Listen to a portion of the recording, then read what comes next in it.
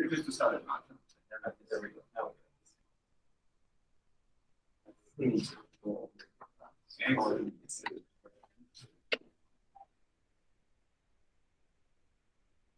Yeah, you got to do that. Yeah, that's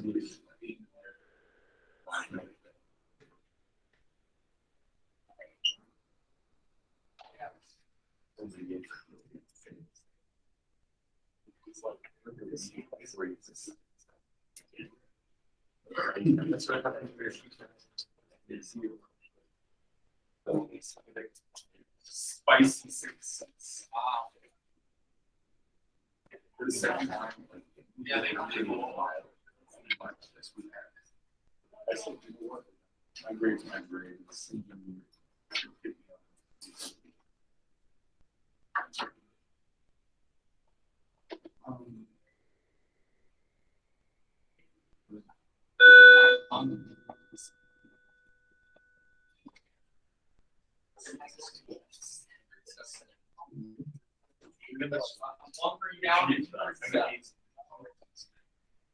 That full court in town.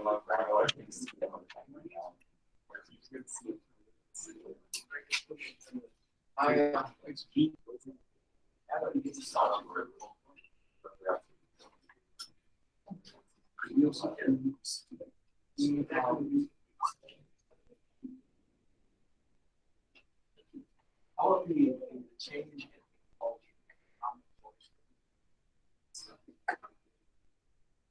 All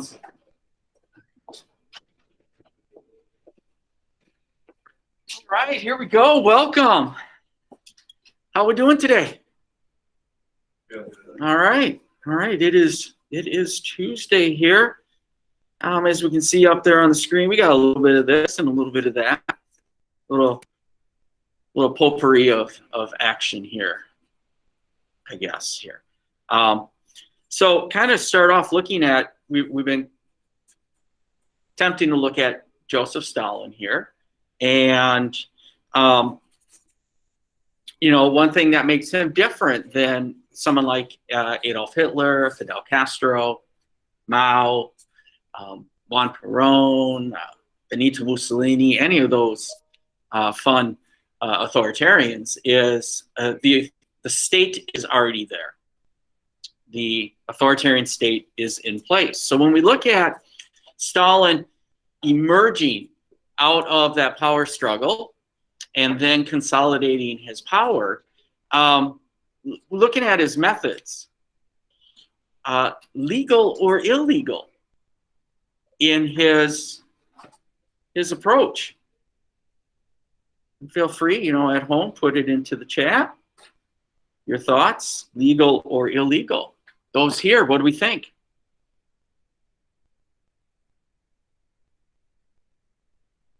From what I read and the activity, I would say that his methods were legal. He just worked his way up through like the party and gained support through different people and then shifted that support to benefit himself and to gain. For instance, if the people started to be against a certain idea, then he might shift his stance on that idea, and then eventually it leads to him kicking out the opposition. But he does that through support and like through majority votes and stuff like that. So he doesn't necessarily do anything illegal as he rises to power. Okay. All right. So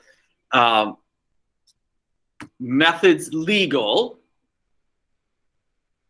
but then if we throw in ethics, Yeah. that might get a little grayer.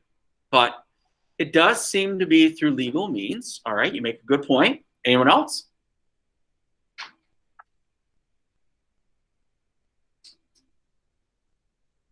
Is it hard for us to wrap our head around this idea that Stalin does things legally?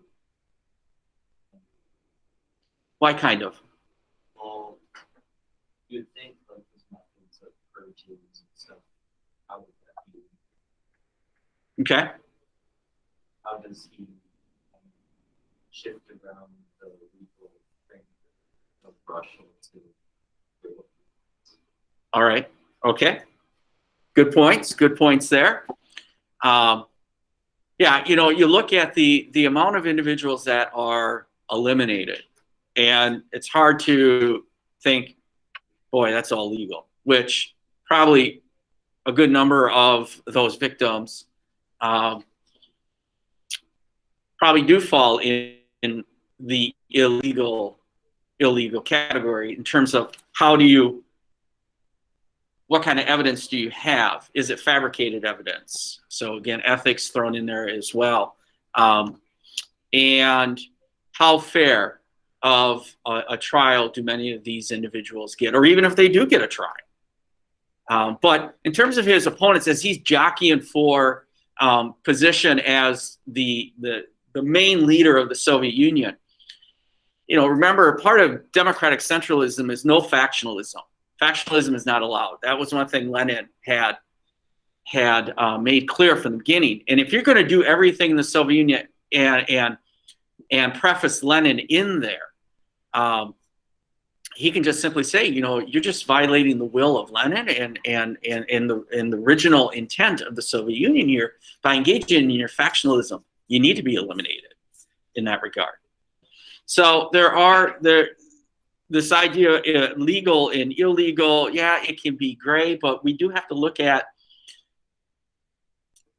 for the most part, he is following things according to what has been established, which again is extraordinary to think of. You know, Hitler coming to power through the ballot, his party through the ballot, and then being appointed as chancellor. Benito Mussolini being appointed prime minister of Italy. And so legal means, but we know once they get into power, they start massaging the things, and that's where the ethics and the illegalities can come into play here.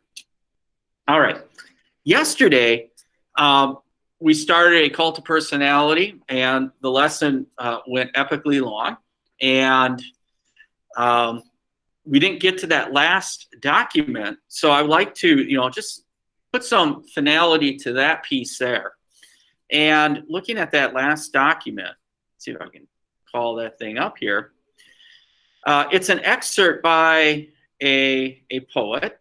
And again, the Russians, they love their poets. You might think I'd be making that stuff up, but no, they do like their poets.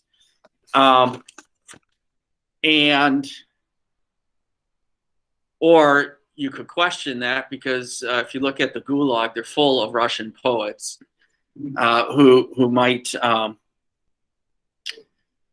share their thoughts too much.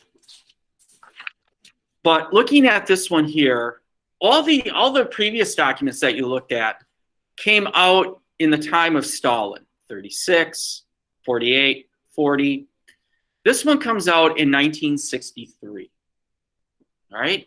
And yesterday, I think I said 10 years after the death of Stalin.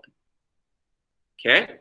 And do we know who took over for Joseph Stalin as leader of the Soviet Union?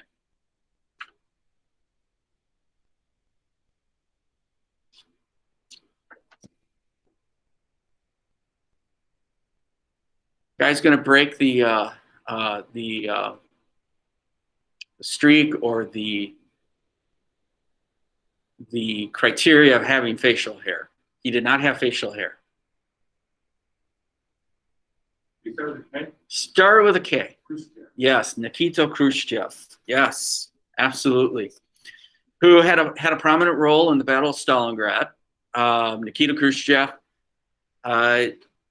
had emerged in a power struggle, and I think later in the week I might talk a little about that power struggle. But Nikita Khrushchev, and I had earlier on Friday, I had talked about Lenin's Testament and how that was not published. And it wasn't published until 1956. And Nikita Khrushchev is responsible for kind of releasing that And what that was part of was what we kind of call the cultural thaw or the de-Stalinization of the Soviet Union, meaning they started dialing back a little bit here. And so this guy, this poet here, would be considered kind of a dissident, but also is now, you've got 10 years after Stalin's death, you're in this era where you're not necessarily going to be thrown in a gulag, a prison camp. You're probably going to get monitored, which they kind of like to do, monitor them. And so that's just a little bit of background here of this this poet here when he publishes this in 1963.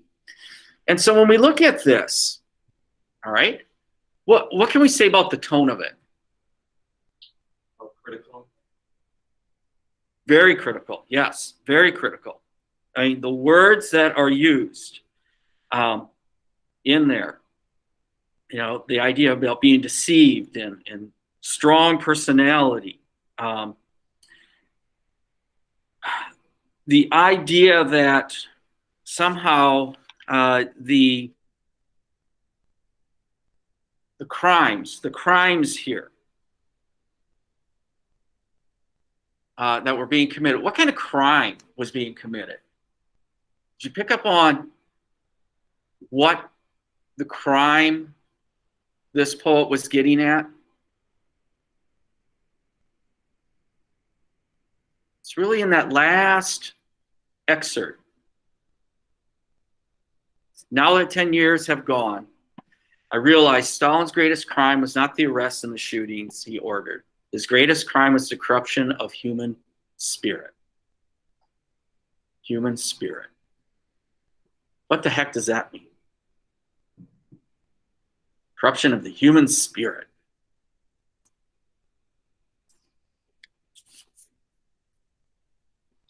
What could that possibly mean? Corruption of the human spirit. He broke the natural curiosity of artists, of people in general, just with a strong end of Russian politics and Russian daily life. Okay. All right. Good point. Good point. This idea of us being curious, this idea is being able to express our views. All right. But we know that that's not always the case in every society. Is it kind of naive to think that you can have that kind of freedom in a society that's never had freedom? I mean, could they get away with all that free spirit under Tsarist Russia?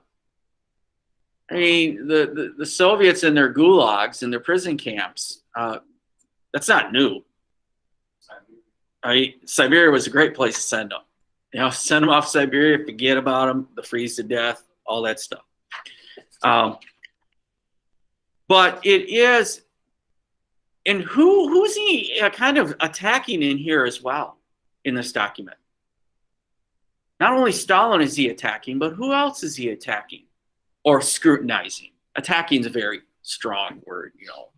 Older poets and other artists who just went along with Stalin and his policies and didn't express themselves and fight back against what was going on. And why do you suppose those, you know, didn't fight back? They were afraid that they were going to get killed by Stalin and his higher-ups. Okay, the threat of reprisal, absolutely, that could be part of it. That could be part of it. Any other speculation? They might have been rewarded for working with the communist state. Oh, absolutely. You're going to get some rewards. Again, in the Soviet Union or in a communist state, I always, you know, whenever I have discussions at home, you know, my wife and I, we talk, and I said, well, dear, there's rules, and then there's rules. All right.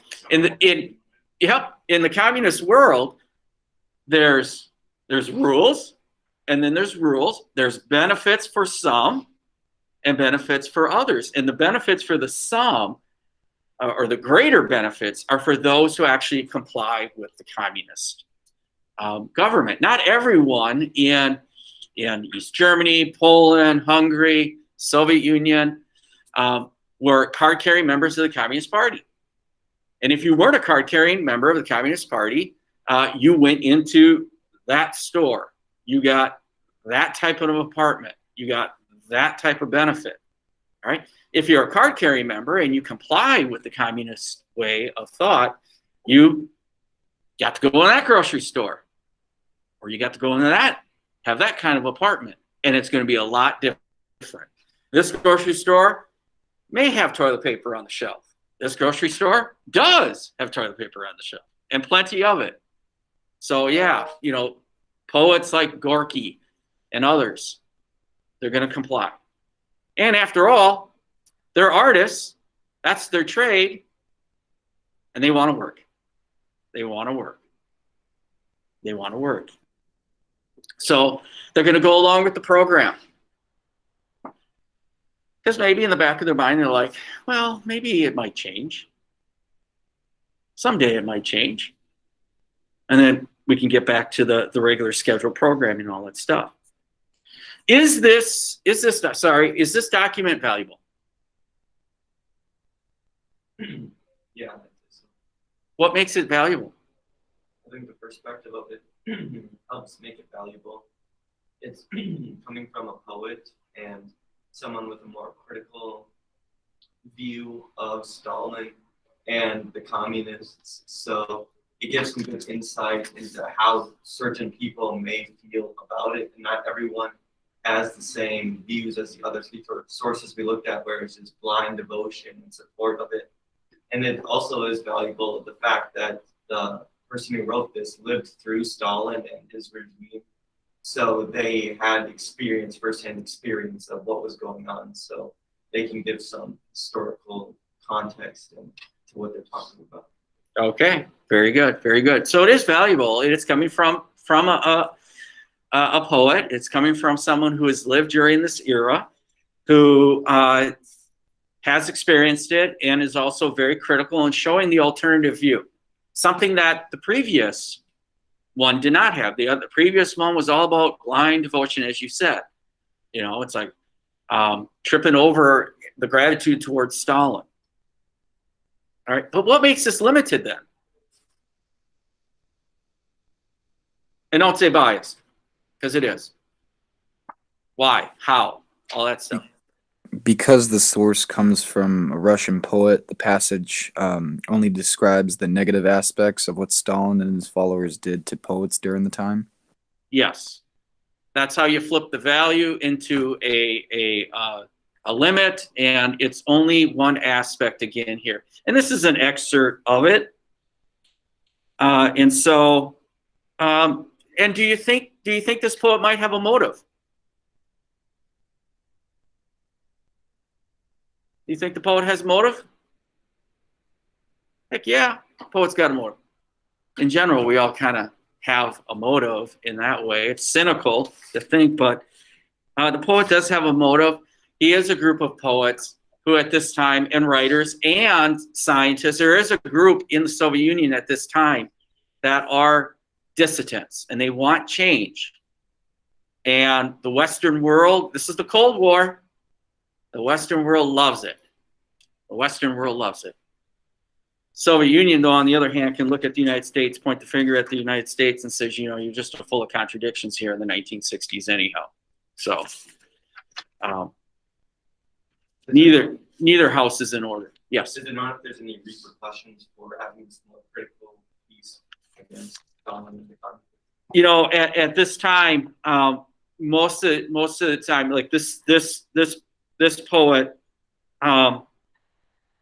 I don't think received the typical rebuke by the Soviets in terms of off to camp you go, but is highly monitored.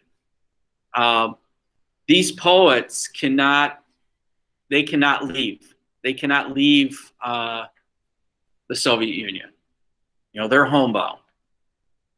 But how do we find out about this information? There's an extensive network of getting work out of the Soviet Union to the West. And it's very elaborate. So in this particular poet, I do not think he found himself getting what if he made these statements a decade earlier. But that would be a good point. I do know that some of them, when they do get international recognition, they cannot go and get that recognition. If they do leave the Union, if they do defect, which some of them will do, then they may never be able to return. Which is an important thing. There was a guy who wrote a book called Dr. Zhivago. His name was Pasternak, and it's an epically long movie as well. Came out in the 60s. I want to say the 60s. And Pasternak would say he and others, they don't want to leave the Soviet Union. They didn't want to leave Russia. Why? Why wouldn't they want to? As brutal as it is, why wouldn't they want to leave? The family there. Okay, they got family. What else? Depending upon what they're writing or their views on, they could have it pretty nice in Russia. Okay. And so it's similar to what Frederick Douglass would say about African Americans living in the South. Why should they leave? And he's like, they shouldn't leave because it's their home. As one would say, as simple as that. It's their home. It's their home, and it's hard to leave your home. Maybe you can find a way to fix your home. So that poet and others are very critical of the Soviet Union, but they're not really interested in leaving. And even if it means their life, they're not interested in leaving. They want to fix it. Want to find a way to fix it. Okay, sorry, digress on that one there. So Joseph Stalin takes over, and now his job is to kind of take the Soviet Union to that next level. Okay, Lenin was trying to accelerate industrialization, and just got started, and then he passed away. Now Joseph Stalin takes over, and he needs to create this industrialized state, which might come at the expense of some of the agricultural regions of the Soviet Union as well. And he needs to move in that direction of creating a planned economy, a planned society. All right, so I got a little video clip here that's going to showcase a little bit of it. And it highlights some of the industrialization going on and the methods to do that. Okay, we're going to pick up here in this video, and which I think is interesting. Those in here who play instruments or at home who play instruments, this guy was just talking about how unique it was to play in an orchestra or a symphony without a conductor. Do you really need to have a conductor? I don't know, for those who play with who play an instrument, do you really need to have a conductor? I hear some no's. Then how? Then how do you know? How do you know when to play it at a certain moment? If you've done it enough, okay. How about if he was also talking about how you face each other. Does that work by facing each other? So something is like that. And they view the conductor as an oppressor. That a conductor is very oppressive. That it stymies Drew. It stymies creativity with a conductor. All right. All right. So get rid of the conductor. There you go. Get rid of Mr. Storm, and the creativity flows.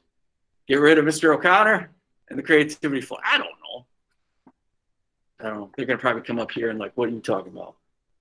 So, but I think that was kind of interesting thought. My son plays the viola. I told him that. And he's like, yeah, we can play without him. We don't need him. It's like, all right.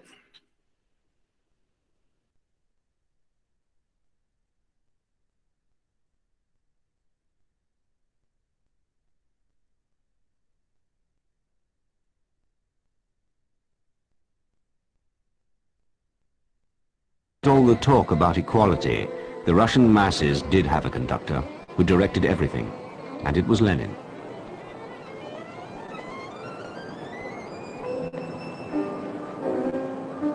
By the time he died, he had created a one-party, one-ideology state and an elaborate system of control.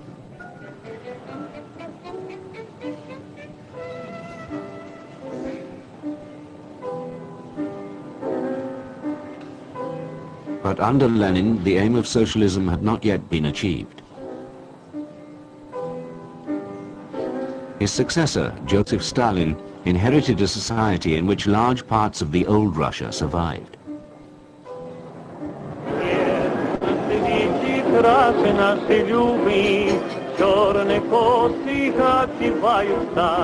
Peasants were still able to sell the produce they farmed themselves in the markets.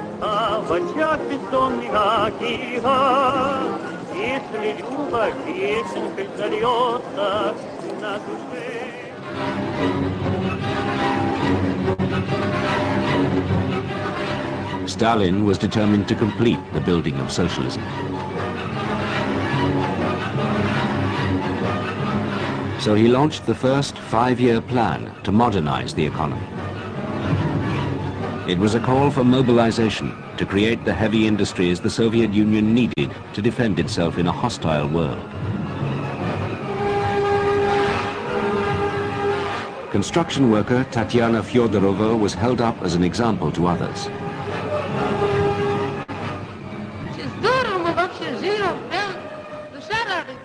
We live so well. Our hearts are so joyful. In no other country are there such happy young people as us. We're the happiest young people. And on behalf of all young people, I want to thank our party and our dear comrade Stalin for this joy that we have.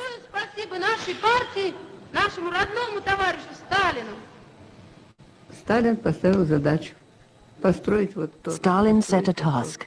Build this or build that.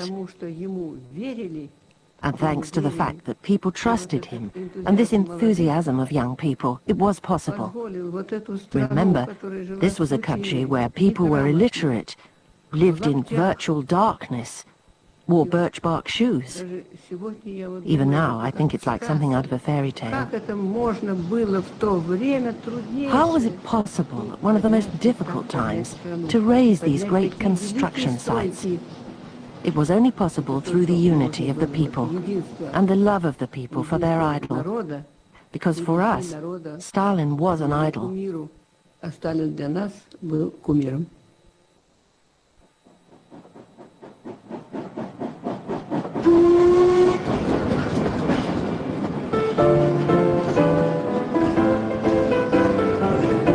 With so much to build so quickly, workers were sent all over the country to fulfill the plan.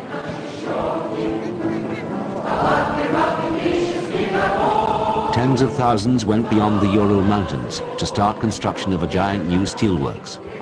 They saw themselves as pioneers.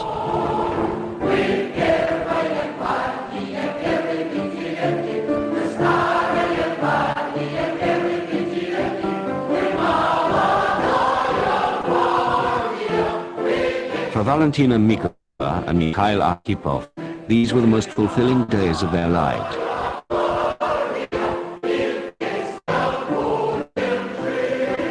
На строительстве дома был один экскаватор. И There was one excavator at the blast furnace building site, and it wasn't always reliable. вот стоит котлован. Там So we dug all the foundations by hand. копошатся люди. The trench would be teeming with people. One takes the earth, throws it to the level above. The second person throws it to the third to the fourth, up to 5 or 6 levels. That was how we got the earth out of the trench. Then it was taken away in wheelbarrows. Вывозится из этого котлована на тачках. Magnitogorsk was modeled on a plant in America. Among the workers were thousands of forced laborers, and all lived in terrible conditions. Кровати стояли все в одной большой комнате. The beds were in one large room, shared by up to 200 people, often whole families together. А там общая кухня.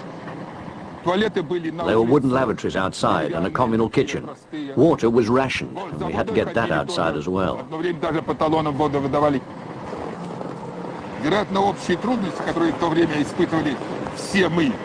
I think that we, the first construction workers of Magnitogorsk, were united by the difficulties we all faced.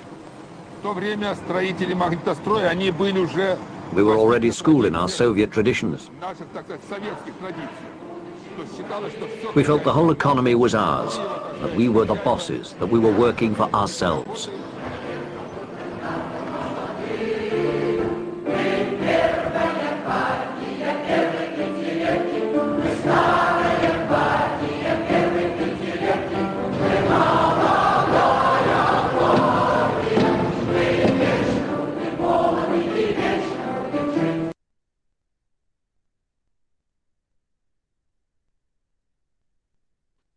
All right, so schooled in the Soviet ways.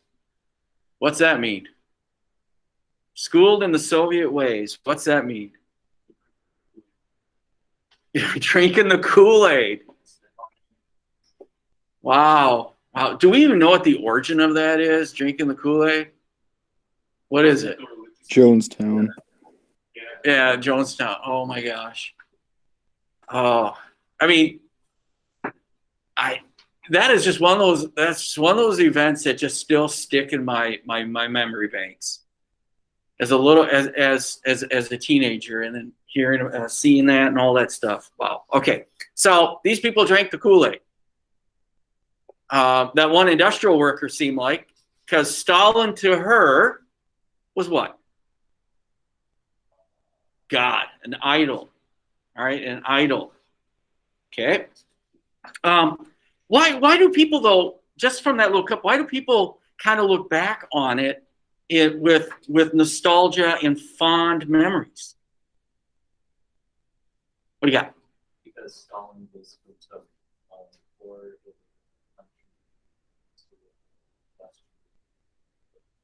Okay, so where they were to where they're now, their life has improved.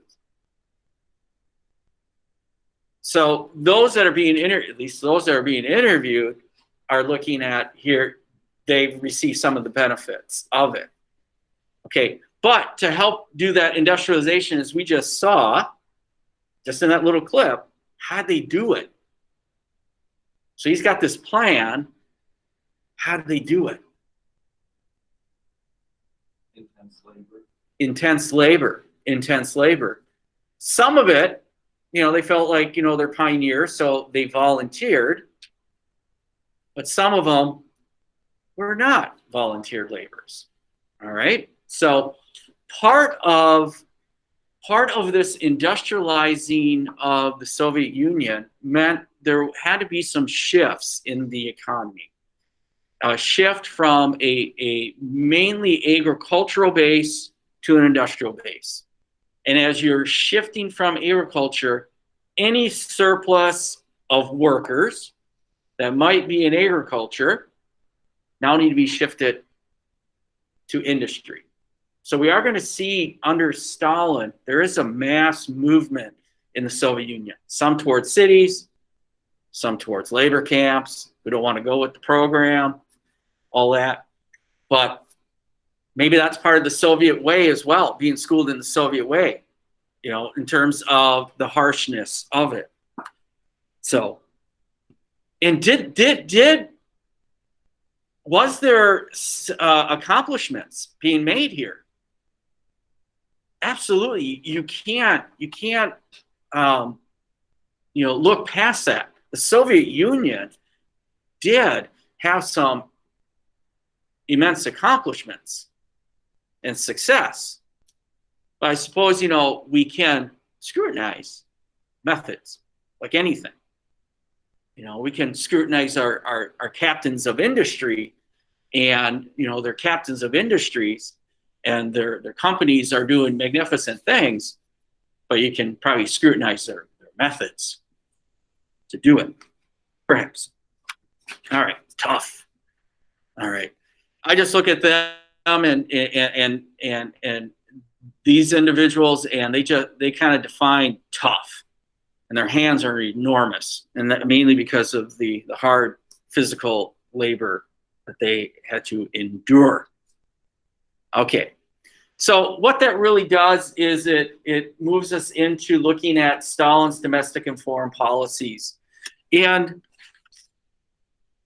normally what we would have done, and we will, on that assessment this Friday, that opens this Friday, is comparing authoritarians. And this is a method in which we can do that by looking at authoritarians' economic policies. Well, we just had Hitler, now we're going to look at Stalin and gauge them on their success, or look at their foreign policy and gauge them on their success and failures. Look at their policies towards women and engage them on their success. Here we want to look at Stalin, same way, domestic and foreign policy. It'll be due Thursday. So there we go, we do Thursday. And it is your typical one here. So again, if you worked with a historical buddy, maybe you still want to work with that historical buddy, or maybe get a different person to work with. But again, you can recreate this as a Google Doc or some other way in which you can collaborate. But we're looking at the similar things here. Under Joseph Stalin, did you pick up on what was the name of his economic policies? 5 years. Yeah, the 5-year plan. Let's do it in 5 years. Let's do everything in 5 years. And so that's a shift. That's a shift away from the new economic policy, which had been Lenin's, and now shifting to 5-year plans. Now 5-year plans, targets, all that stuff. And then once the thought was success had happened, then you start another 5-year plans and maybe focus on different things. So, and what that means in terms of include workers, what kind of workers are we looking at here? It's a combination for it.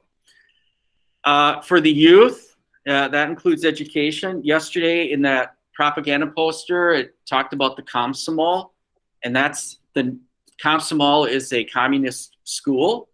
Not everyone needed to go to Komsomols, but if you want to be a card-carrying member and move up in the ranks in the Communist Party, you should. You should do that. But with the youth here, we're also looking at education as a part of that. Okay?